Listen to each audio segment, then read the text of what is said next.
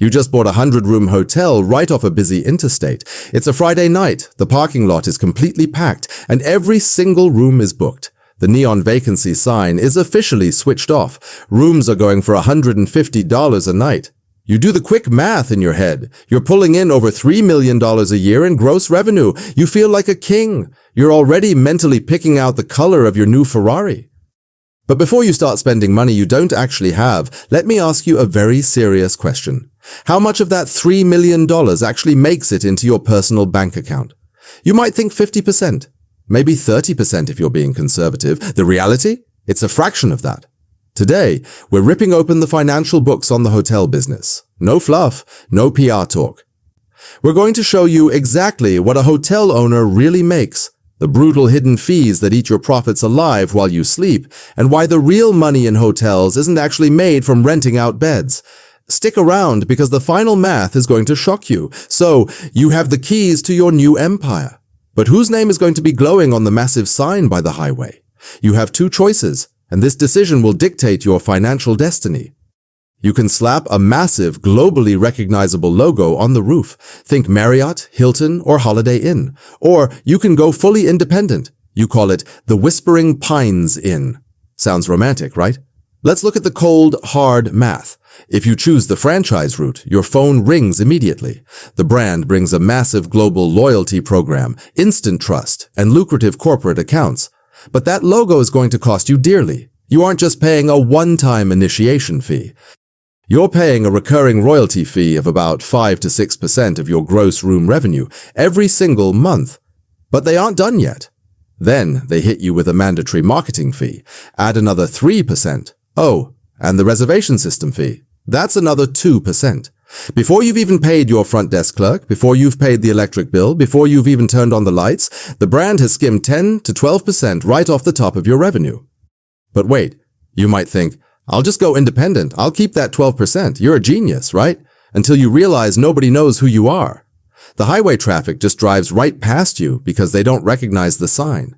To get bookings, you have to rely heavily on online travel agencies or OTAs like Expedia and Booking.com. And let me tell you, these platforms are not charities. They take a staggering commission of anywhere between 15 and 30% on every single booking they send your way. So you dodge the franchise fee, only to get completely slaughtered by the OTA commission. You have to pick your poison. Do you want to pay the corporate overlords or the tech giants in Silicon Valley? Let's assume you went with the franchise.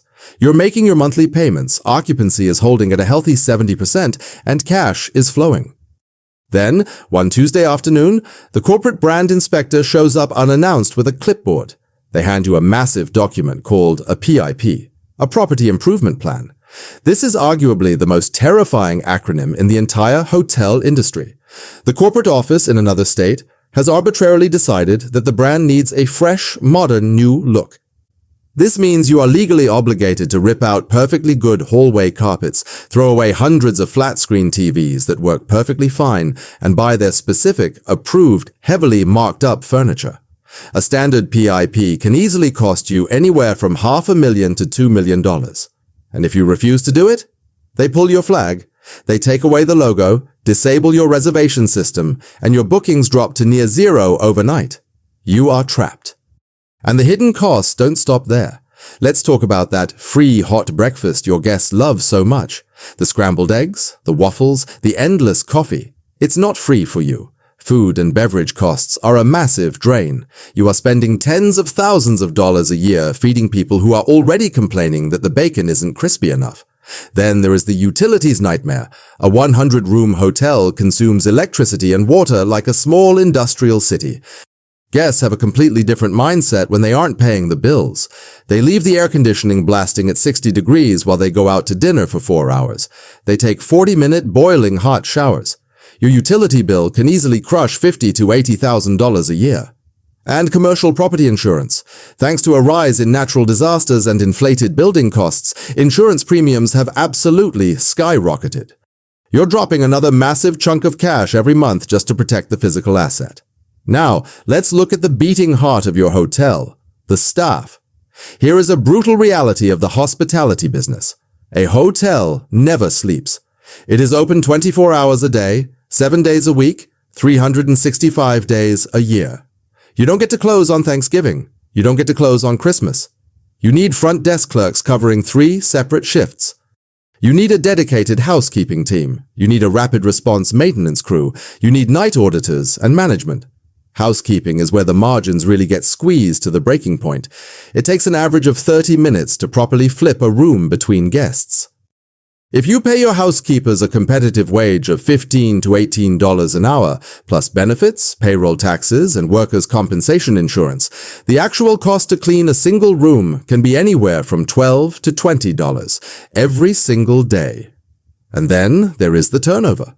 The hospitality industry is notorious for massive employee turnover. You spend weeks training a new front desk clerk, only for them to quit 2 months later for a job that pays 50 cents more an hour. The constant cycle of hiring and training is a hidden tax on your time and your wallet, and things break. Constantly. A guest flushes a full-sized bath towel down the toilet on the 3rd floor, flooding the room below it. The commercial laundry machine, which costs $15,000, suddenly dies on a busy weekend. The elevator gets stuck, the pool pump explodes. You're constantly bleeding cash on reactive maintenance. Your total operating expenses, which includes wages, supplies, utilities, franchise fees, and maintenance, will aggressively devour roughly 60 to 70% of your total gross revenue. Are you keeping track? Because that massive pile of money on the table we talked about at the beginning is getting very, very small. All right, it's time to face the music. Let's run the exact brutal numbers on your 100-room mid-scale hotel. You had a great year. You did exactly $3 million in gross revenue. First, the franchise takes their cut right off the top. $360,000 is instantly gone. Next, your heavy operating expenses. Payroll for your massive staff, utilities, maintenance, cleaning supplies, insurance, and property taxes. That wipes out another $1.8 million. We are now down to $840,000 in what is called net operating income, or NOI. Are you rich yet? No. Not even close. Because you didn't buy this $10 million hotel in cash. You have a massive commercial mortgage hanging over your head. Let's say your debt service, your monthly loan payments to the bank, totals $500,000 for the year. You also need to put aside a mandatory reserve for replacement. This is money you must save up for that terrifying PIP renovation we talked about earlier. That's usually mandated at 4% of your gross revenue, so subtract another $120,000. So, after all the chaos, the flooded toilets, the demanding guests, and the corporate fees, what is actually left for you? $220,000. From a $3 million top line, you, the owner who took all the risk, take home about $220,000. That is a net profit margin of roughly 7.3%. Yes, 7%. Some years, if you manage your expenses perfectly and the economy is booming, it might hit 10 or 12%. But in a bad year? A local recession, a major new competitor opening across the street, or a global event that stops travel? That margin goes negative. You are literally writing checks from your personal savings account just to keep the lights on and pay the bank. If you're watching this, you might be thinking, if the cash flow is a measly 7%, why does anyone in their right mind ever buy a hotel? Why deal with the 3 a.m. plumbing emergencies, the staff turnover, and the angry reviews on TripAdvisor? Because of a massive, closely guarded secret that most regular people don't understand about the hotel business. Hotel owners aren't really in the hospitality business. They are in the real estate business. That $220,000 of yearly cash flow, that's just the cherry on top. It pays your personal bills. But the real, generational wealth is happening quietly in the background. Every single month, a large portion of your profits goes toward paying down the principal balance on that massive commercial loan. Your guests, who are complaining about the free breakfast, are literally buying the building for you, brick by brick. And over time, commercial property appreciates. Let's say you bought the hotel for $10 million. 10 years later, because you efficiently increased the revenue and the local market went up, the hotel is now valued at $15 million. You decide to sell it.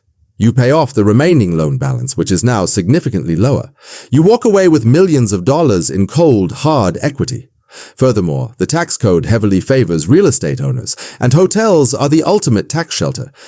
Through a mechanism called depreciation, you can legally write off the declining value of the building, the furniture, and the assets inside it against your actual income. This means that even though you pocketed $220,000 in cash this year on paper, you can tell the IRS you actually lost money. You pay little to no income tax on that cash flow. That is the real game. The daily cash flow just keeps you alive and in the game. But the real estate appreciation and the tax benefits are what actually make you rich. Owning a hotel is absolutely not about sitting by the pool, sipping margaritas in a tailored suit while the money effortlessly rolls in. It is a grueling, capital-intensive, high-risk operational beast.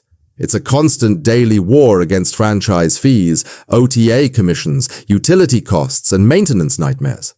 But if you can survive the daily grind, optimize your operations, and hold the asset long enough, the payoff at the end can create massive generational wealth that changes your family's trajectory forever. If you found this brutal financial breakdown valuable, hit the like button and make sure to subscribe to the Owner Report for more truth behind the businesses you see every day. And if you think the hotel business is crazy, you won't believe the hidden economics of owning a self-storage facility. It's essentially the real estate game, but with 0 toilets to fix and 0 free breakfasts to serve. Click the video on the screen right now to see how self-storage owners are quietly making an absolute killing. See you over there.